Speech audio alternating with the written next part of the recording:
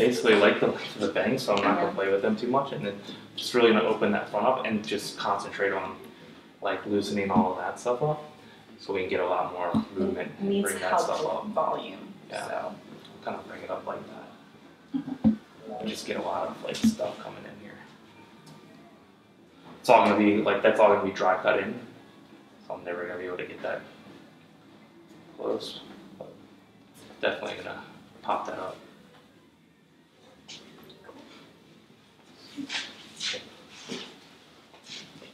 But it's all gonna be surface, so most of it's gonna be done with like that, like a football section of that. okay.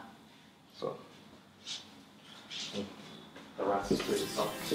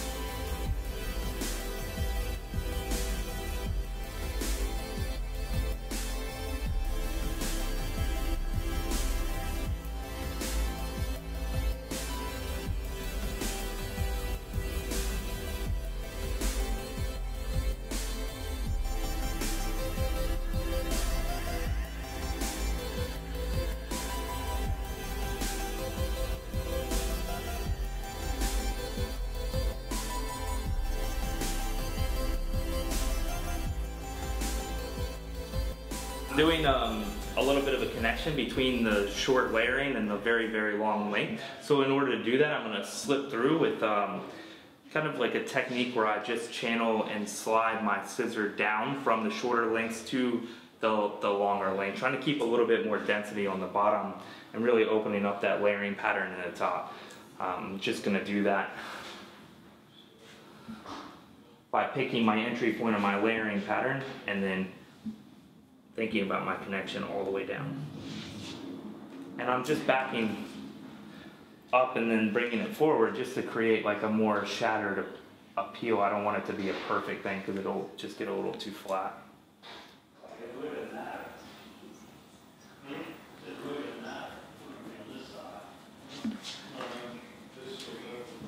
What this is going to do is going to make the layering pattern really important for the color that Laura's about to do on this, and she'll have to take into account that there's much more layering now, so her color pattern is probably going to have to work up the head. So that's why today we're just going to do our color after our cut.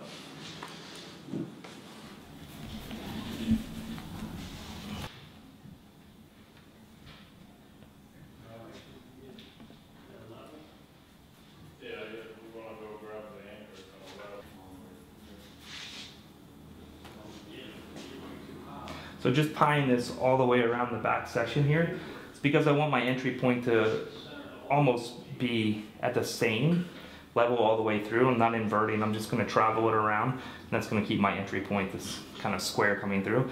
Then as I get to the front, I'll start doing an inversion to bring that weight line down towards the front, so it doesn't look like a squared off entry point line all the way through from the front.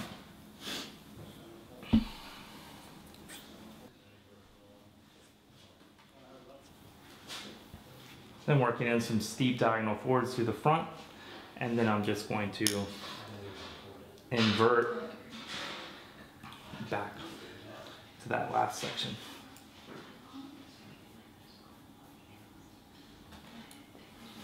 This is a big problem with like hair this long, and even when she came in, it's a little bit shorter in the front than in the back.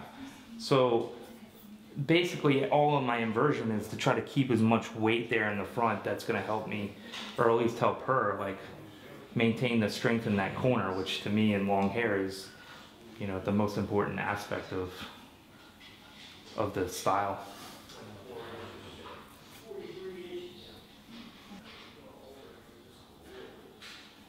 So when I'm inverting, basically the only thing I'm cutting is that top triangle section.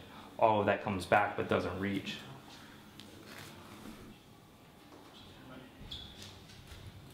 I'm just gonna elevate this for softness and then just kind of working my shear all the way down through that just to give it some like really loose broken stuff.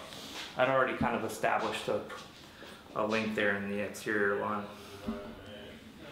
And then same thing on this side. Elevating for softness, working that switch in.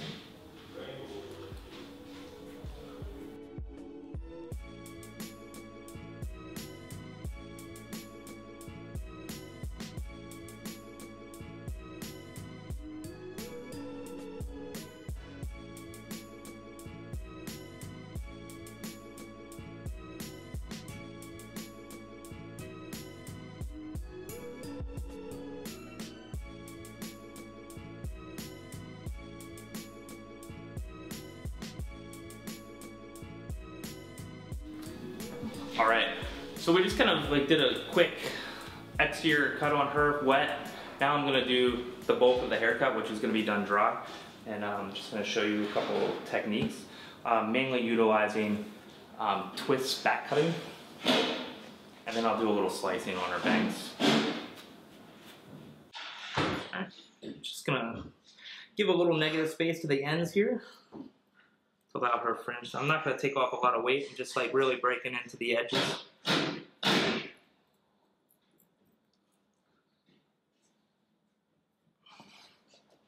And then a little bit of weight out of the connection between the bang and the forward graduation. I'll do this side so you can see it from behind.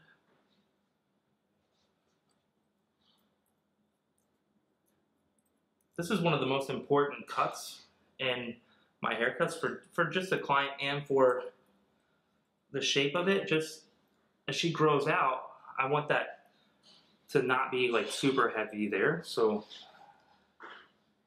it won't fall and get like flat around the face, but it's also nice to allow that negative space to allow the connection between the bangs, and it'll help sit this back a little bit, sit back without pushing forward constantly. I can also kind of just separate through a little bit. Give her some nice volume and kick and a lot of layers on the top. Since she has so many layers, it's just gonna kind of give that volume and life back to the hair. And then we're just gonna work it down.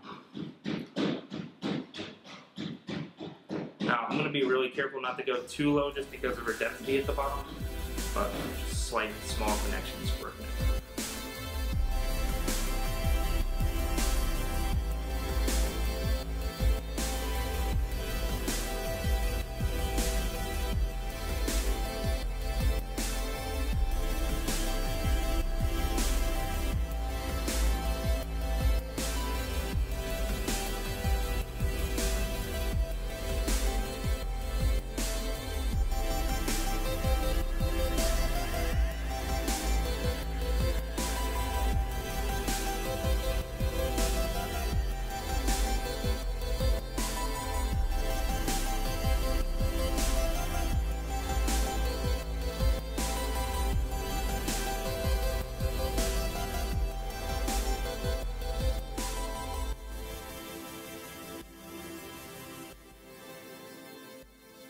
Hey everyone, my name is Gibson. I'm a colorist here at Cavalry.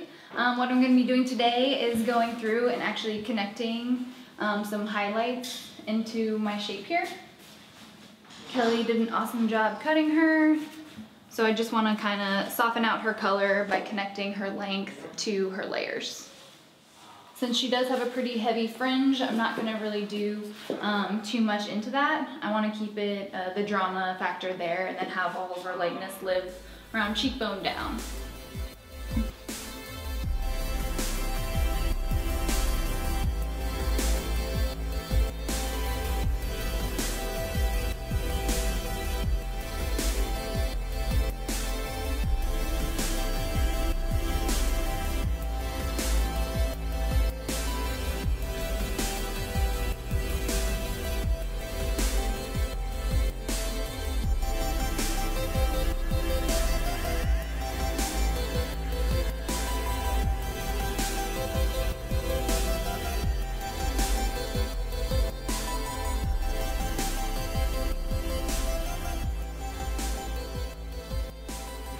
So if you notice in my first section, I actually didn't do too much work, only because when I was taking a look at her haircut originally, what I had noticed was that most of her lightness came from her length. So I didn't really want to do too much more there. I actually want to focus more on her layers to connect everything. I'm just adding a little pop to it to make it more fluid.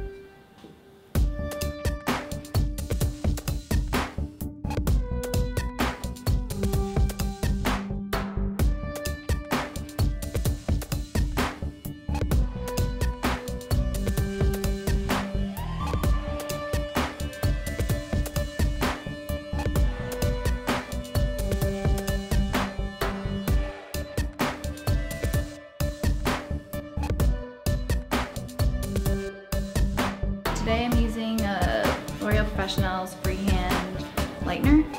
What I like about the freehand lightener is that it encapsulates as it's lightening, so I don't have to worry about my product drying out, which is extremely important anytime you're doing hair painting or balayage. You don't want your product to dry out. If it dries out, it stops working. If it stops working, my lightening stops.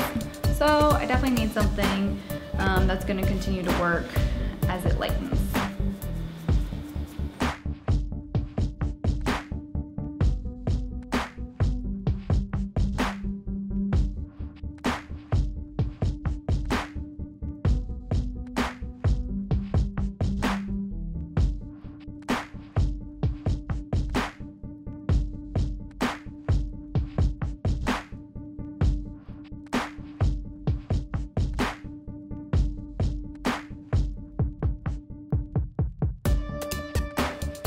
Right now I'm doing almost like little tiny baby lights just to soften out the top layers. So I'm doing all what's called like a single point, so it's just tiny little highlights. Since I'm in the front, I'm using a little bit more saturation so you can see it more. But as I work towards the back, I'll probably actually soften up on my saturation just to give it more of like a shimmer versus like a highlight effect. Sweet, now I need you to cut all that down.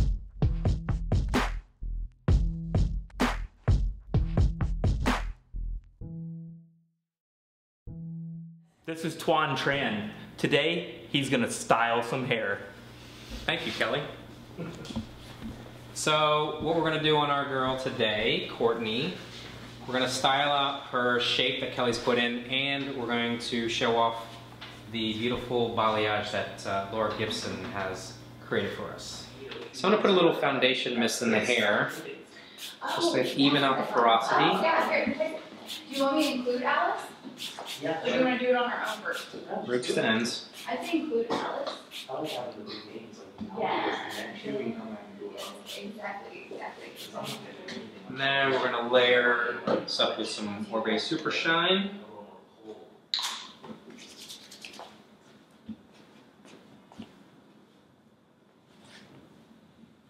Did you do some edit stuff? I will. As you guys have heard, Kelly trying to pitch his line, edit. It's pretty good product. Once I get the hair to be 80% dry, I'm gonna put in my texturizer / volumizer in the hair. That's just gonna give us some movement, some texture, and a little bit of grip for our heat styling.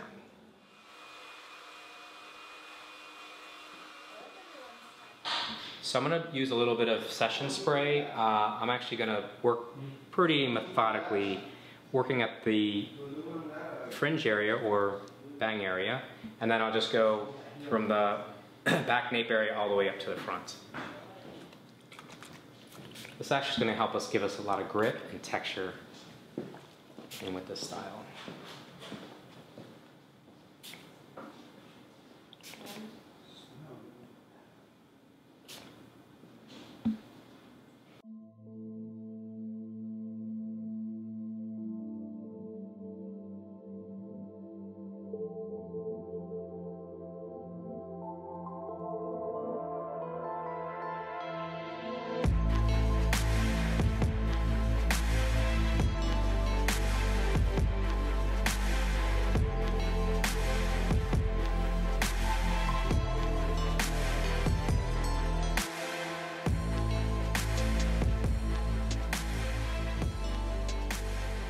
So we've dried the hair with the session spray. It's got a nice texture now. I'm gonna go in with the curling iron and just give it a little bit more movement and polish the hair out. So going in with a large 1.25" iron. Just gonna scoop some of this fringe area just to give it some nice movement and live-in feeling to it.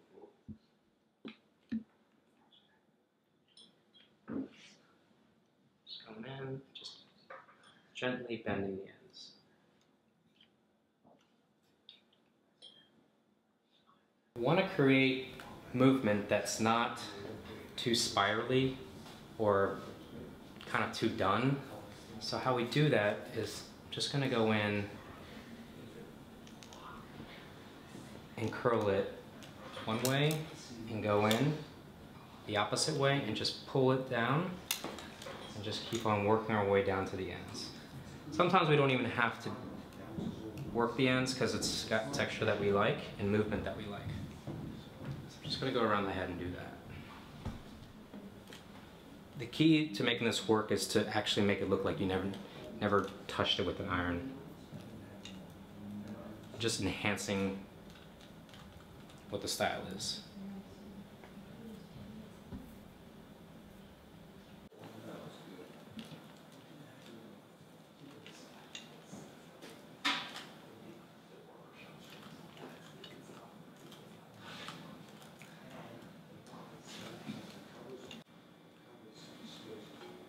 It's kind of a loose S pattern, you can kind of see. So we're going to finish off the style with a little bit of texture spray. Just going to put it right at the root. Create some shape and show off those nice layers.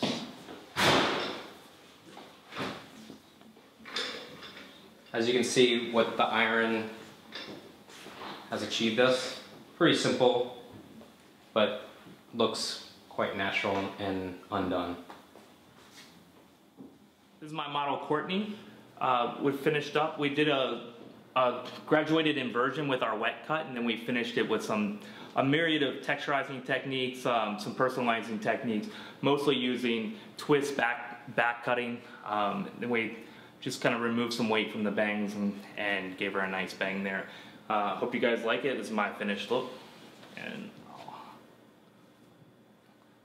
took those layers quite high. Keep going. And then, is it lovely?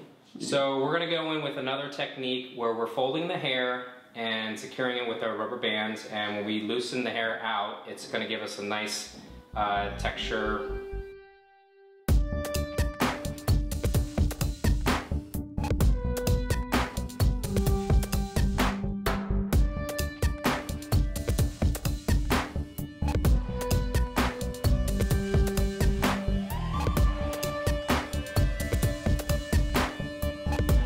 I'm going to fold the hair and secure with the rubber band to give us texture and dimension.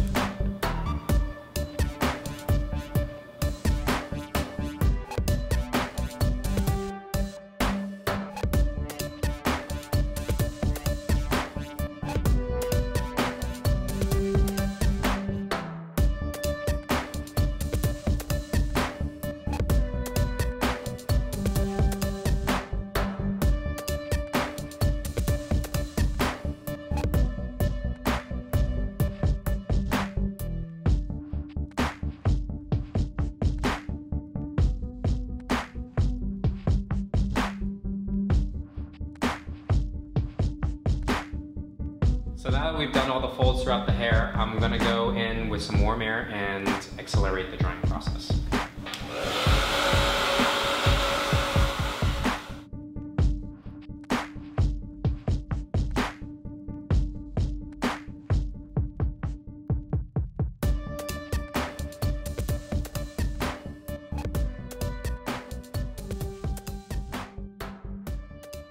So Courtney's all done. As you can see, our baby lights went ahead and kind of did a little bit more connection on the layers with her length. Still keeping it very soft, beachy, and naturals. A nice caramel tone. We didn't want to go too light because of her skin tone, make sure we didn't wash her out. And then also being mindful of her fringe and making sure her cut still connects with her balayage.